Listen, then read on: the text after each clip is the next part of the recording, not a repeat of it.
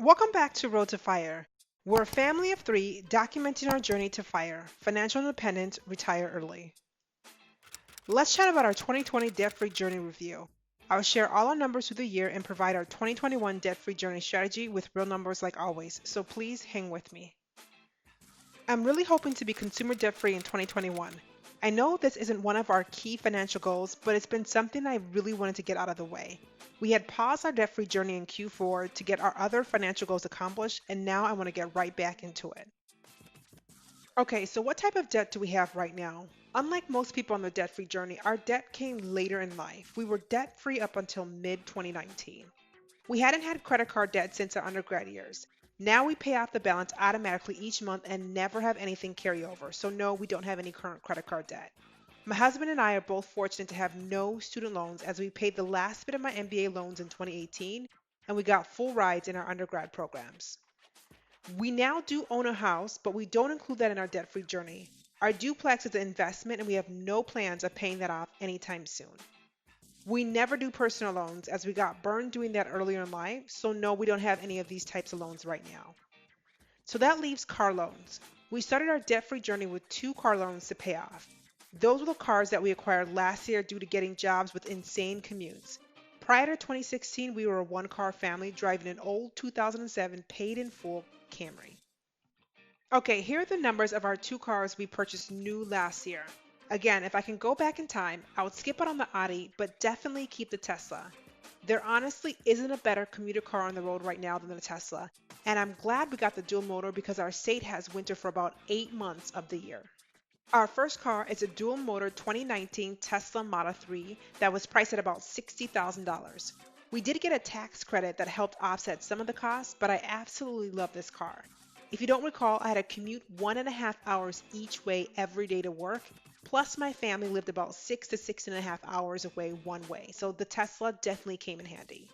We then have a 2016 Audi Q3, which we totally regret, but we were able to pay this off completely in the summer. We aggressively attacked our Audi loan because it had a higher interest rate at about 5%. Also, the value of the car was depreciating really fast. We were thinking about selling this car, but waiting on a few things first. So here's our debt-free tracker for 2020. Just for context, we started our debt-free journey in June of this year, although we bought the cars last year. We were only making the minimum payments back then with no real plan. We really were not taking our debt-free journey serious until about July and August when we finally paid off our Audi. We were able to pay off $23,000 in just 3.5 months. It was mainly due to canceled trips being refunded and no childcare at the time due to the pandemic. We then started to slow down our journey and was evident in the chart here. In 7.5 months or so, we paid off $30,000 in debt, which equates to about 48.5% of our total debt. We are almost at the halfway point. Right now, we have one car left to pay, and I'm itching to get it completely wiped away next year. So could we pay off this car loan right now? Absolutely. We're sitting on over $33,000 in our sinking funds, and this doesn't include the $8,000 in our checking accounts as well. Despite having this money on hand, I am just not comfortable depleting our sinking funds. Why? Well, let's just say my 2020 was 2019. In 2019, we had no sinking funds or emergency account and every single emergency occurred. We experienced job loss for over 7 months. We had to deal with car issues and a broken windshield that was not covered by insurance. We had a costly medical scare and we had to revert to having a nanny as no daycares were available, which was very expensive. So I know the financial gurus say to keep $1,000 in your account for emergency and then pay off your debt. But 2019 was a financial wreck for us and I just can't let us go back into that type of stress or worry. If I'm being honest here, having sinking funds give me so much peace of mind. I would love to be able to just wipe this debt out with these funds, but I can't, not after 2019. So we are starting our debt-free journey in 2021 to wipe out this last car loan while keeping our sinking funds intact and investing.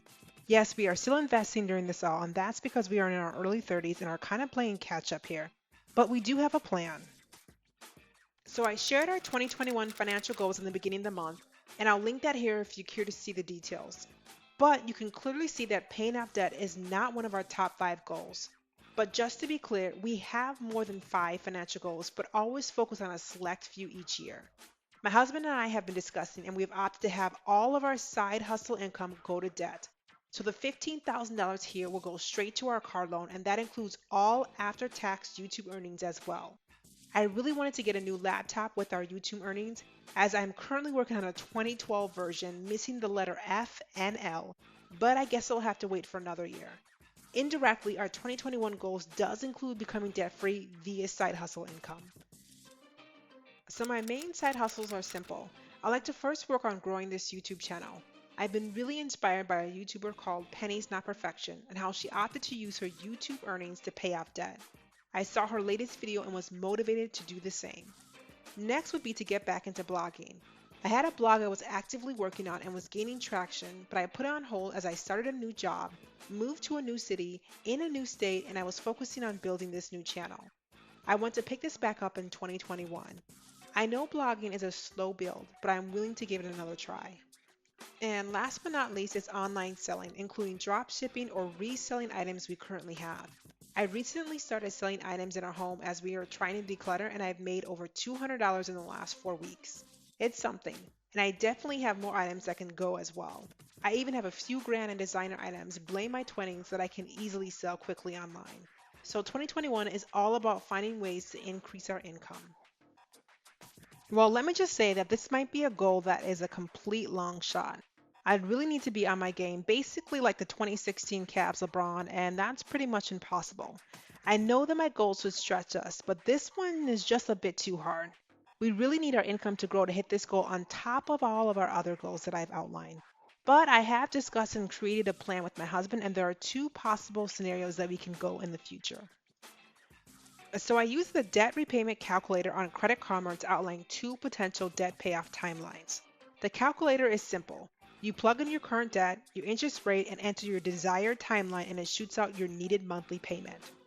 Right now, we pay $700 a month, which includes a small snowball payment on top of our minimum payments. We would then need to add an additional $1,200 a month to get to the 18 months timeline. That means our side hustles will need to make about $1,200 a month to hit this goal. Not easy. But right now, I'm tracking to about $500 in my first month on YouTube pre-tax, which gives me some hope. Now, if we want to get really aggressive, we can look at a 1-year plan. We would need to send about $2,700 over the debt each month to hit our debt payoff goal of depleting our debt by 2021. It seems basically impossible, as it means I'll need to decrease our investing or shift our saving goals to make this happen. We'll see overall. I'm leaning towards Plan 1 with the help from bonuses, profit sharing, side hustles, and raises to cut the timeline down from 18 months to about 14 or 15. So I'm still going to push to get it paid off by 2022, but I'm not hopeful. I'm usually optimistic about our goals, but this goal is just very hard. If my husband gets a new job and increases his income, it's possible. We are at the point where our income needs to grow to hit our goals in our desired timelines. But it means that we would have to double down on working harder and finding additional streams of income outside of our W-2s.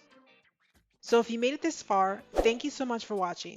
But don't forget to like, comment, and subscribe. Until next time.